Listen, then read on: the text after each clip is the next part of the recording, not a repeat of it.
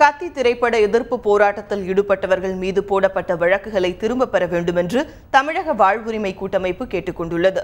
சென்னையில் நடைபெற்ற அந்த அமைப்பின் ஆலோசனைக் கூட்டத்திற்கு பின்னர் தமிழக வாழ்வுரிமை கட்சியின் தலைவர் வேல்முருகன் செய்தியாளர்களிடம் பேசினார்.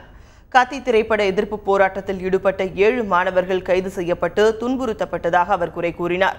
அவர்கள் மீதான வழக்குகள் அனைத்தையும் அரசு திரும்பப் பெற வேண்டும் என்று வேல்முருகன் வலியுறுத்தினார்.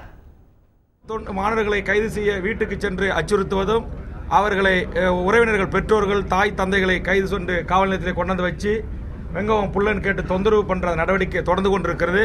இதே நிலை தொடரும் என்று சொன்னால் தமிழர் வாழ்வுரிமை கூட்டமைப்பிலே அங்கம் பெற்றிருக்கிற அனைத்து முக்கிய தலைவர்களும் ஒன்றாக சேர்ந்து அப்பாவி மாணவர்களை விட்டுவிடுங்கள், அவர்களை படிக்க அனுமதியுங்கள், அவர்கள் மீது பொய்யான வழக்குகளை புனைந்து அவர்களை கைது செய்ய முயற்சிக்கிறார்கள். இந்த கூட்டமைப்பை உருவாக்கி நடத்துகின்ற எங்களை இந்த வழக்கில் வேண்டுமானால் சேர்த்து கைது செய்யுங்கள் என்கிற அளவில் எங்கள் போராட்டம் அடுத்த கட்டமாக அறிவிக்க இருக்கிறோம்.